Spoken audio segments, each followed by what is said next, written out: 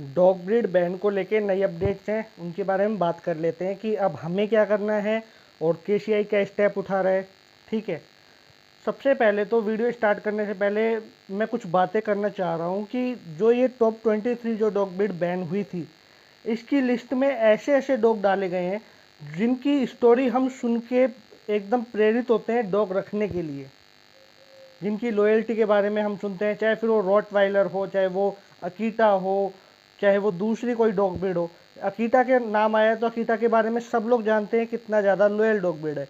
यदि वर्ल्ड की most loyal dog breed की बात की जाए ना, तो अकीटा का नाम सबसे फर्स्ट नंबर पे आएगा।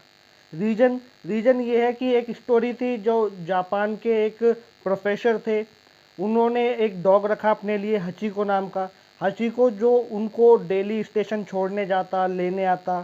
ठीक है, एक दिन हचीको स्टेशन छोड़ने जाता है अपने प्रोफेसर को, प्रोफेसर जो अपने चले जाते हैं काम के ऊपर। ठीक है, लेकिन वो वापस नहीं लौट के आते, बट हचीको उसका इंतजार रेलवे स्टेशन पे कर रहा है। ठीक है, जब प्रोफेसर वापस नहीं लौट के आते, उसका रीज़न ये था कि उनके हार्ट अटैक हो जाता है, वो सडनली मर जाते हैं। लेकिन ये बात हचीको को नहीं मालूम थी कि उनके जो ओनर है या उनके जो अल्फ़ा है वो मर चुके हैं। वो हचीको 10 साल तक अपने मालिक का इंतज़ार करता रहता है रेलवे स्टेशन पे बैठा हुआ। और इंडिया के अंदर उस डॉग को फेरोशियस डॉग ब्रीड कह दिया गया। ये तो फेरोशियस है, ह्यूमन सोसाइटी के लिए सही नहीं है। बात सही है, जितने भी अच्छी चीज़ें हैं ह्यूमन सोसाइटी के लिए है ही नहीं, इंसानों के लिए तो बुरी चीज़ें ही होनी चाहिए। हचीको वो डॉग जिसकी स्टोरी हम सुनते हैं, हम पढ़ते हैं, तो हम प्रेरित होते हैं एक डॉग रखने के लिए।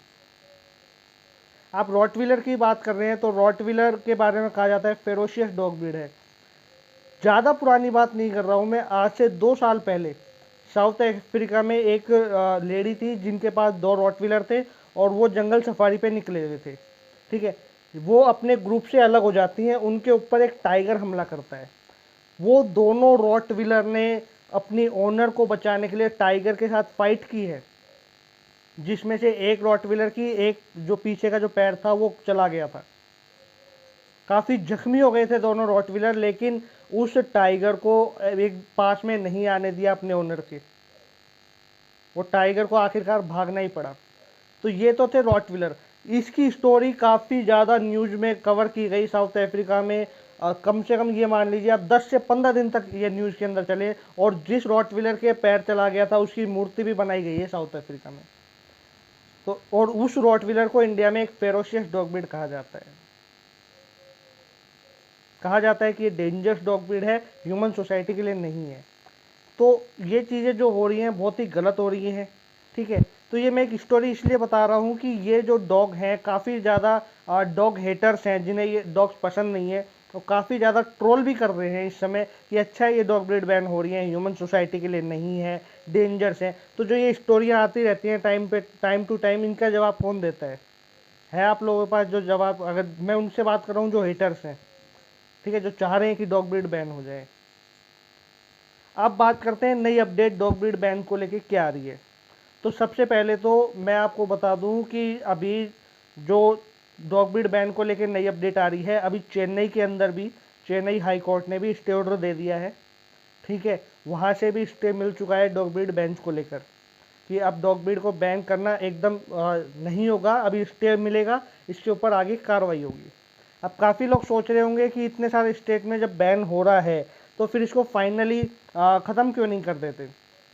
तो आपको समझना होगा, कोई भी एक्ट जब बनता है तो कोई एक्ट बनना कोई ऐसा तो नहीं है कि 2-3 दिन में बन के ख़त्म हो जाएगा, है ना। 2-3 दिन में बन जाएगा, 2-3 दिन में ख़त्म हो जाएगा। जब ये डॉग ब्रीड बैन को लेके जब बात चल रही थी तो इसके अंदर भी 3 से 4 महीने लग गए थे। तो आप कैसे एक्सपेक्ट कर रहे हो कि अभी तुरंत ही ये चीज़ें एकदम ख़त्म हो जाएगी। हर कोई अपना प्रयास कर रहा है। जो इंडिया का सबसे बड़ा क्लब है, kennel club of India KCI, उसने काफ़ी अपना प्रयास किया है। उसने चेन्नई में स्टे ऑर्डर ले लिया, अभी राजस्थान में, केरला में, तो बेंगलोर के अंदर, ठीक है, कोलकाता में, यहाँ पे स्टे मिल चुका है। और इन लोगों को मैं बता दूं, जिन जिन स्टेट्स में स्टे ऑर्डर आ चुका है उन लोगों के लिए बता दूं कि अगर आपके पास कोई भी कर्मचारी आता है नगर निगम से, वो कहता है कि हमें आपके डॉग को स्टेरलाइज करना है या आपके डॉग को उठा के ले जाना है, क्योंकि ये डॉग ब्रीड बैन की लिस्ट में है। तो सबसे पहले तो आपको जो भी ये स्टे ऑर्डर आया है इसका एक हार्ड कॉपी अपने पास रखनी पड़ेगी, ताकि आप इसको दिखा सकें कि भैया डॉग ब्रीड बैन को लेकर स्टे ऑर्डर आ चुका है, अभी आप कोई कार्रवाई नहीं कर सकते। क्योंकि इस सिचुएशन में काफ़ी ज़्यादा फ्रॉड हो रहे हैं। काफ़ी ऐसे गलत लोग हैं जो कहते हैं कि हम नगर निगम डिपार्टमेंट से हैं, बट वो होते फेक लोग हैं। तो वो आपके डॉग को ले जाएंगे या आपसे एक्स्ट्रा चार्ज कर लेंगे, पैसे मांग लेंगे। और जो पेट पेरेंट्स हैं वो चाहते हैं कि हमारा डॉग हमसे कभी अलग ना हो, और वो मुंह मांगी कीमत भी दे देंगे। तो इस फ्रॉड से बच के रहिए, बहुत ज़्यादा ज़रूरी है। ठीक है, अब मैं बात करता हूँ जिन स्टेट में स्टे ऑर्डर नहीं मिल रहा है उसका क्या रीज़न है। उसका रीज़न सिंपल सा है कि आपसी लड़ाई, ब्रीडर टू ब्रीडर आपस में लड़ रहे हैं। ठीक है, जो आपदा आई है उसको अवसर में बदलने की बात कर रहे हैं कि कैसे हम पैसा खा ले, कैसे हम लूट ले लोगों को। इस कारण जिन स्टेट्स में ऑर्डर नहीं मिला है स्टे ऑर्डर, उसका रीज़न यही है कि अभी बहुत ज़्यादा टाइम लग रहा है। अब इसका क्या करना चाहिए कि जो पेट पेरेंट्स हैं या जो अच्छे ब्रीडर हैं उन सबको एकजुट होना पड़ेगा, एक अच्छे लॉयर से बात करनी पड़ेगी, लीगली स्टे ऑर्डर लेना पड़ेगा। इनलीगल काम कुछ भी नहीं करना, आप गवर्नमेंट के खिलाफ नहीं जा सकते। ठीक है, आप लीगली एक्शन लीजिए, लीगली आप काम कीजिए। भगवान ने चाहा तो ज़रूर आपके स्टेट में भी स्टे ऑर्डर आ जाएगा डॉग ब्रीड बैन को लेके।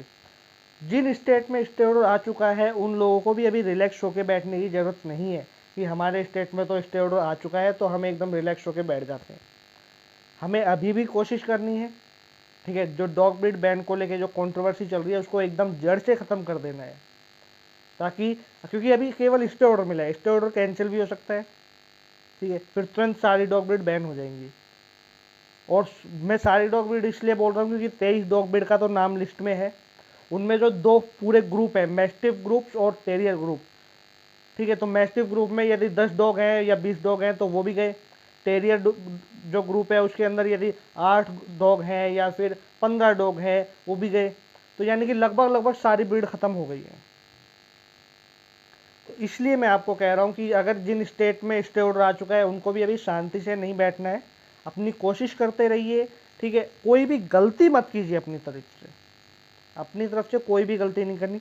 और जिन स्टेट में स्टे ऑर्डर नहीं मिला है मैं उनसे रिक्वेस्ट कर रहा हूँ, वहाँ के जो ब्रीडर्स हैं या वहाँ के जो क्लब हैं डॉग के, कि आप प्लीज़ अपनी जो पर्सनल लड़ाई झगड़े हैं उनको एक तरफ कर दीजिए। ठीक है, अपनी आवाज़ उठाइए। जितना आप अपनी आवाज़ उठाएंगे, जितना आप मिल के काम करेंगे, उतना ही ये जो स्टे ऑर्डर मिलने में आसानी रहेगी। जब डॉग ही नहीं रहेगा तो आप किस चीज़ के ऊपर पैसा उठा लोगे। आज आप मान लो पैसा खा भी लेते हो 2-5 लाख रुपए, ठीक है, लेकिन जब ये सारे डॉग विलुप्त हो जाएंगे उसके बाद आप क्या करोगे। तो इसलिए अभी आपको पैसा खाना है या क्या करना है उसको आप थोड़ा साइड में रखिए। सब लोग मिलजुल के एक अच्छा लॉयर कीजिए जो तुरंत स्टे ऑर्डर ले ले। ठीक है, जब पूरे इंडिया में हर स्टेट में स्टे ऑर्डर आ जाएगा तो हमारा केस बहुत ज़्यादा मजबूत होगा। ये जो डॉग ब्रीड बैन हो रही है ये डॉग ब्रीड बैन होने से बच जाएंगी। जो हैशटैग चल रहे हैं उनको वायरल करते रहिए। आप ट्वीट कर सकते हैं तो ज़्यादा से ज़्यादा एनिमल हस्बेंड्री डिपार्टमेंट को, गवर्नमेंट को ट्वीट कीजिए कि डॉग ब्रीड कभी डेंजरस नहीं होती, ओनर ख़राब होता है। एक इंसान की गलती की सज़ा आप सभी को नहीं दे सकते। इसी तरीके से कहीं अगर 1-2 केस आए हैं तो उसके लिए आप पूरे डॉग कम्युनिटी को बैन नहीं कर सकते। ठीक है, क्योंकि आपको ये समझना होगा कि कोई भी डॉग खराब नहीं होता। मैंने ऐसे बहुत से घर देखे हैं जहाँ पे 4-4, 5-5 रॉटविलर रहते हैं। इनफैक्ट मेरे पास भी, मैंने बताया ना, 10 साल तक मैंने रॉटविलर रखे हैं, उनमें से एक भी ऐसा केस नहीं आया। और एक रॉटविलर नहीं, मैंने 6-6, 7-7 रॉटविलर रखे हैं, एक भी ऐसा केस नहीं आया जो किसी को बाइट किया हो या किसी पे अटैक करने की कोशिश की हो। हाँ, गार्ड प्रॉपर करता है, मैं उसके लिए मना नहीं कर रहा, वो भौंकता भी है, किसी को नहीं आने देगा अंदर, क्योंकि वो एक प्रॉपर गार्ड हो गया। तो इसलिए आप ट्वीट कीजिए। तो नई अपडेट यही थी कि जिन स्टेट्स में डॉग ब्रीड बैन होने से बच गई है, स्टे ऑर्डर आ चुका है, वहाँ पे फ्रॉड बहुत ज़्यादा चल रहा है। तो फ्रॉड से बचने के लिए एक हार्ड कॉपी अपने पास रखनी बहुत ज़रूरी है स्टे ऑर्डर की। ठीक है, वो आपको कहीं से भी मिल जाएगी। और जिन स्टेट में स्टे ऑर्डर नहीं मिला है वहाँ पे प्लीज़ रिक्वेस्ट कर रहा हूँ, आप सब लोग अपने पर्सनल झगड़े बंद कीजिए। जो ब्रीडर्स हैं, जो पेट क्लब वाले हैं, आप सब लोग इकट्ठे होइए और एक्शन लीजिए। अब एक बात और करता हूँ मैं कि जो ये डॉग ब्रीड बैन हो रही है इससे रिलेटेड, कि जिनके पास ये डॉग्स हैं जो टॉप 23 लिस्ट में आए हैं, प्लीज़ रिक्वेस्ट करके आप अपने नगर निगम के पास जाइए और इन डॉग का रजिस्ट्रेशन ज़रूर करवा लीजिए। यदि इन डॉग का रजिस्ट्रेशन नहीं होगा और भगवान न करे इन डॉग ने किसी पे अटैक कर दिया तो बहुत ज़्यादा प्रॉब्लम हो जाएगी। इन डॉग की वैक्सीनेशन प्रॉपर करवा लीजिए, रजिस्ट्रेशन प्रॉपर करवा लीजिए। इनमें कोई ज़्यादा खर्चा नहीं आता, ज़्यादा आपको प्रॉब्लम नहीं होती। ऑनलाइन भी रजिस्ट्रेशन होते हैं डॉग के, तो अपने डॉग को रजिस्टर्ड जरूर करवाइए कि हाँ हमारे पास ये डॉग है और ये पूरी जिम्मेदारी हमारी बनती है।